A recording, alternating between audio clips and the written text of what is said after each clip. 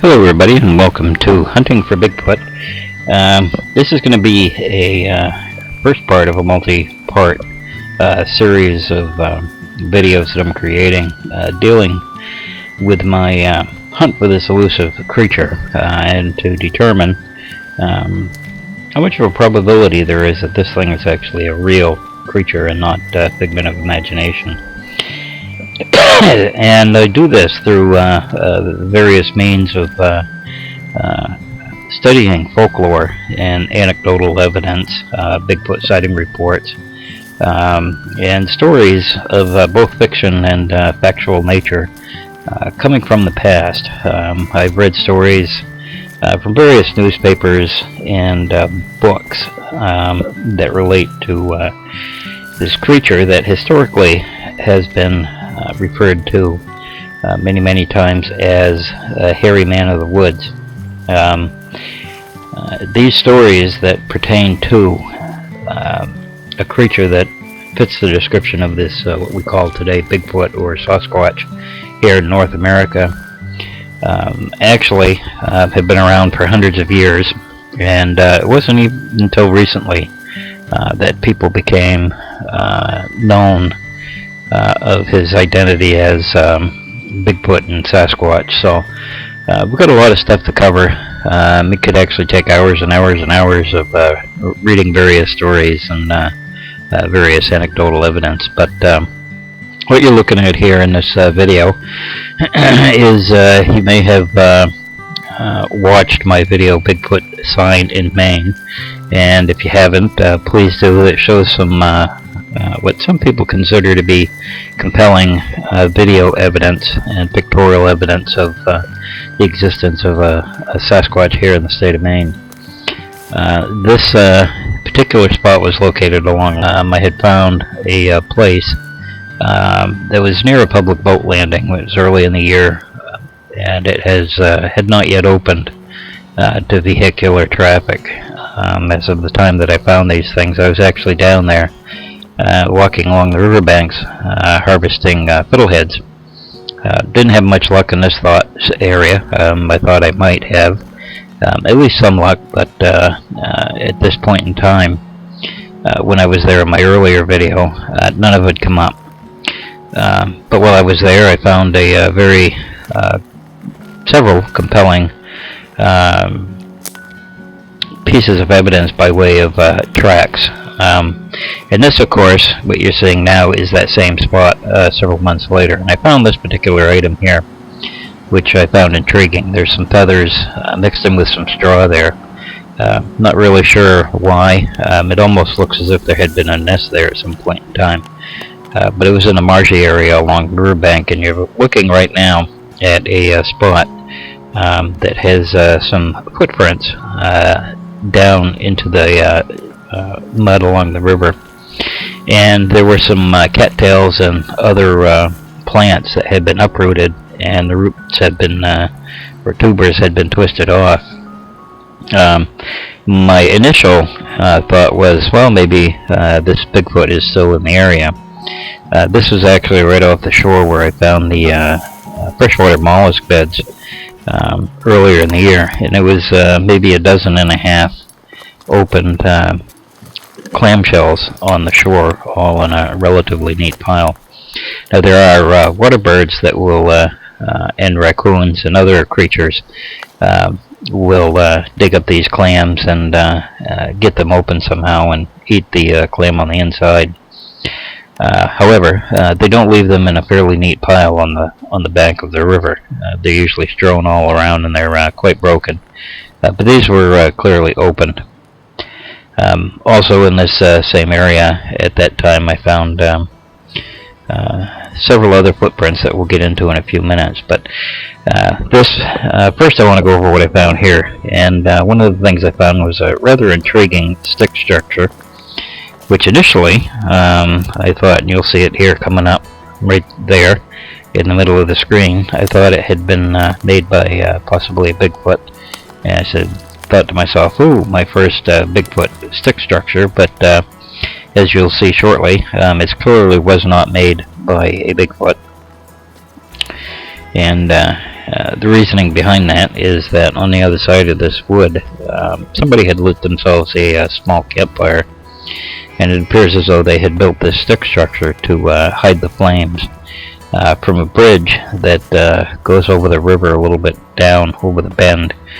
You can still see this spot, and if a vehicle had traveled over that bridge at night, they would have been able to see the flame from this fire if it had been big enough. But whoever made this was smart enough to hide the flame from prying eyes from both the boat landing, which is a little bit further down the river, and from the bridge that crosses the river further down. This particular piece of pathway right in here is where I found several scuff marks. Right now I'm turning away from that area, but you can look back into my earlier Bigfoot sign in Maine video. It shows them much clearer. But we'll be showing that again in this upcoming clip. But here, it's pretty overgrown. I actually found really no signs of any Bigfoot here at this time. So my conclusion at this point in time, pending further investigation, is that the footprints that I found down by the riverbank with the uprooted cattails and other foliage was all done by a human being for some reason. Perhaps it's somebody living off the land, maybe a homeless person. The fire and the fact that it was built in such a way as to be shielded from human view further supports that opinion.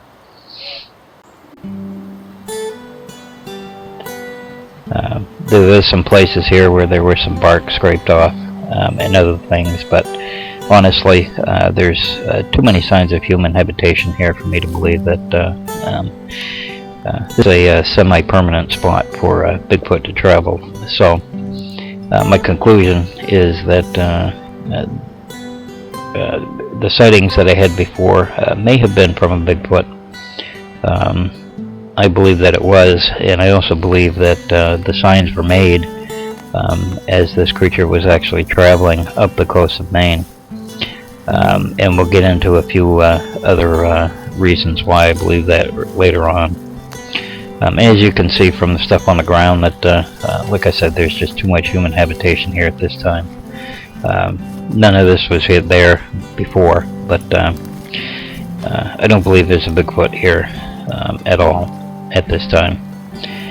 And again, this area right in here, you'll see further along in the video here when I replay the clips from earlier, was all open, and that's where I found the scuff marks. Plenty of edible vegetation in this area for those who know what you can and cannot eat. I didn't stop to take any clear pictures, so I won't go over any of the plants that were here. There was some plantain in one of the open spots, which can be eaten. There were also some jewelweed and other things here.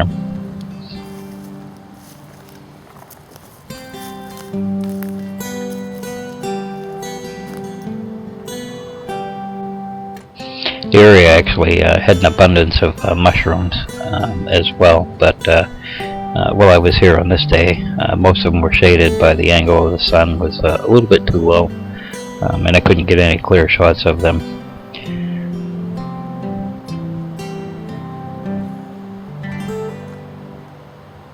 But nature is a wonderful thing. I urge you to, even if you don't believe that there's a Bigfoot, to take some time. Find some places where you can go hunting, search the past for any relevant stories or historical sightings of different areas, and get out in the woods, take your family, and enjoy the day. Pack a lunch and plenty of bug spray and sunblock and whatever, and enjoy your days out in the woods. It's a great place to be. But this is one thing I wanted to share in particular. Is you hear a lot of stories about stick structures. Most of those stick structures that you hear about, they they all have natural explanations. For this one, you can see where the trunk was broken. You can see where there's some rotten decay in there. It was diseased. Possibly this tree was also hit by lightning, but the bigger issue here is that there was a lot of decay in it.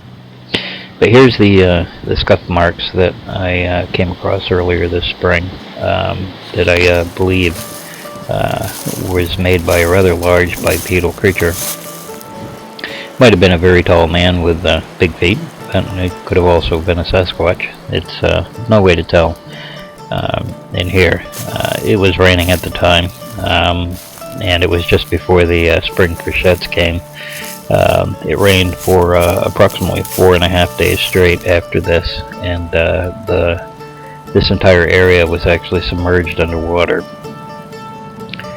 So by the time I was able to get back with some casting compound, everything was gone. The area had totally changed, but you can see where this old path, this is that path that I was walking on earlier, all grown up. But you can see where the scuff marks are. They ranged in distance from each other to approximately 3.5 feet up to about 5.5 feet. The 5.5 feet was an incredible stride for just somebody that was ambling along. A sprinter might possibly have made that, but the footprints left behind would have been different. And this is during the spring. Here I just showed you this grown over, and this is the area where I found the footprint, what looks like a footprint. And this is an image of it here. Across that wide spot was about 7 inches, and you can clearly see what looks like toe marks. Unfortunately, you can't see the entire length of what the heel was.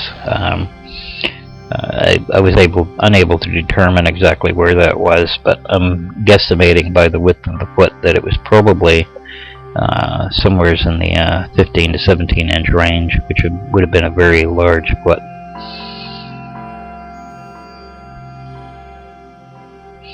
This is the area where I found the clamshells earlier, and this was after the flooding, and all this debris had been deposited on top of it. But I did find remnants of another footprint, and shortly here you'll see me place my foot up against the side of the other one, and as a comparison to the size. But you can see where all this debris had been deposited there. But this coming up is where I found that other footprint.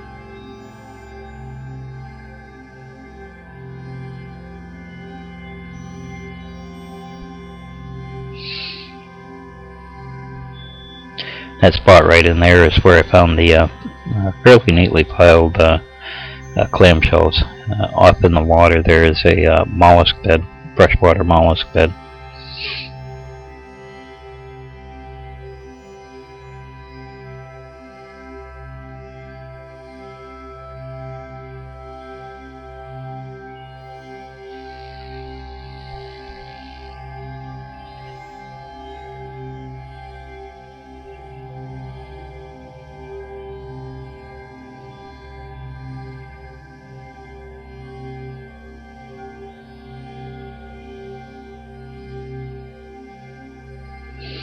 As you can see there, where an impression looks like a footprint.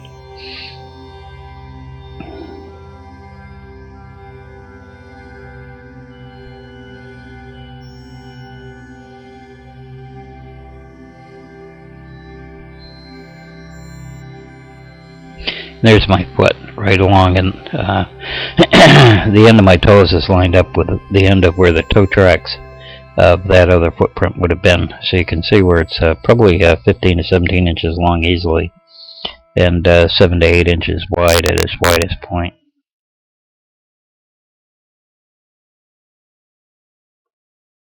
There's where the mollusk bed is.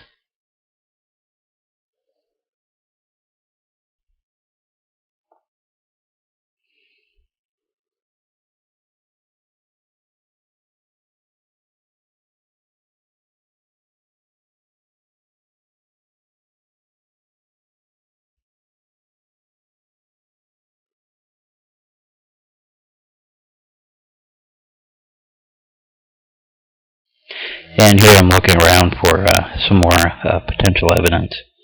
And again, this particular clip, these clips that you're seeing right now were taken in a very early spring. It was actually in March. Some of the foliage had started to come up, but it really wasn't coming up fast and furious. So again, like I said, I was unable to get any fiddleheads at this time. There was nothing that was worth picking. Here we go over that pathway again, where I found the scuff marks that look like might have been made by dirt kicked up. Initially, when I saw those, I actually thought they might have been where a bird had been given itself a dust bath, and they do that, and you'll see that a lot in the woods where there's a lot of sand. And the reason they do that is to cut down on the lice and fleas and ticks and whatever else they have on their body.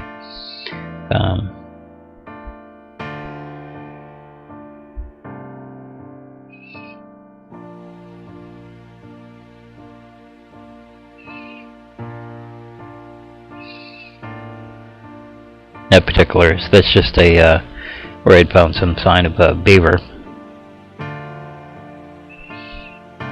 Yeah, there's no beaver dams in this area that I could find. However, there was a lot of activity, so there's a lot of wildlife that runs along this track. I have found also at various times sign of a deer, as well as canine type of tracks, coyotes, possibly domestic dogs, smaller ones such as a fox, and house cats. This is just about inside a built-up community.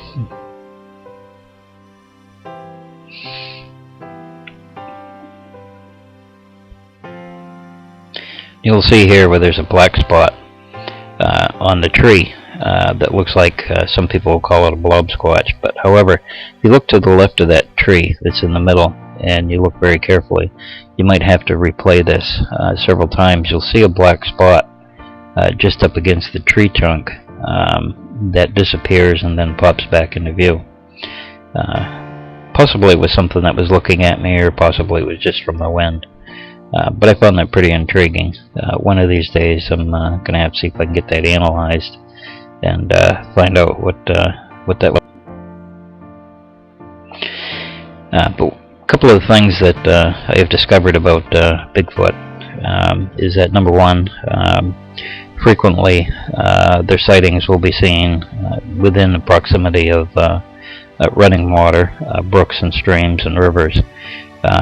Quite often you'll hear about them being around a lake as well, and in another video we'll go into some of the Maine sightings that I've heard about that have occurred near lakes.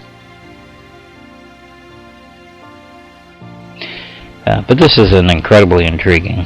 This is actually several miles away from that spot, and the first spot that I showed you earlier in the video, you watch inside that culvert, you'll see what looks like eyes being reflected back at me. It says there was something in there that looked at me and then turned around and left when I got over to the culvert and showing through with my camera.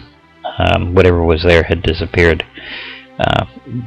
But this spot is approximately 4 to 5 miles from the earlier clips in this movie, and that earlier clips in the movie was actually located 3.5 to 4 miles from a spot on the Durham, Brunswick town line, where a sighting in 1973 was reported, supposedly at that time of a gorilla. But and we're looking here at another spot in the woods about halfway between the culvert and the first spot I showed you. And there's a couple of things here that I found interesting. One, you have several areas where the dirt was scuffed over, but you have a couple of places where it looked like something had been digging in the ground, like this particular one here. At first I thought it might have been a deer print, just stuck in the soft dirt, but the dirt was not soft enough to provide multiple places where that was. So something had been digging there. I don't know what it was. It might have been an animal, might have been something else. But there was another one with a stick coming out of where it had been dug. And you have to ask yourself, well, what would be doing that? Now it's possible that this Bigfoot creature, if you want to call it that, uses tools. We don't know that he does. We don't know that he doesn't. And we have to remember that we don't actually know that Bigfoot actually exists. We have no proof. So all of these things that I'm going to show you, well, in some aspects they might indicate that there is a Sasquatch around. Like you see this spot here, kind of odd, with a couple of sticks laying out. And by the way, I did come across this mold. Maybe somebody out there can spout out what the name of that mold is. It's kind of a blue-green color, rather granular looking. But at any rate, most of the things that you're going to see in the world of Bigfoot evidence is purely subjective. We don't know that a lot of the things that happens actually is caused by a Bigfoot, because we've never seen a Bigfoot do these things. Take rocks being thrown at us. I've read and heard a lot of instances where people have suggested that Bigfoot has thrown rocks at them. Now, just by way of clarification here, you have to remember that an acorn falling through the trees sounds just like a rock falling through the trees. So if you don't actually see a rock coming at you through the woods, then you don't know that that rock has been thrown. Several occasions I've heard on some various internet programs, people where they heard the rock coming through the trees and they run over to where they thought they heard it fall, and they pick up a rock, and they come to the conclusion that Bigfoot threw the rock. I mean, we're in the middle of the woods here. Rocks lay on the ground. That's the nature of rocks. They're going to be pretty much everywhere if you really want to look at them. But if you didn't actually see that rock flying through the trees at you, then you can't prove that that rock was thrown by Bigfoot. It's merely a subjective and a suggestive bit of anecdotal evidence that actually doesn't prove anything. So this is one of the things that I'm going to try to do here is through these series of videos is go over all kinds of different things that I found and look at different ways that these things might have been caused. For instance, the stick in that hole. This is relatively close to a populated center, and there are houses on either side of these woods.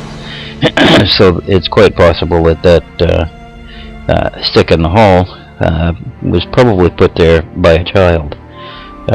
It would be nice to fantasize and dream that Bigfoot is going through the woods with a stick and digging holes looking for grubs.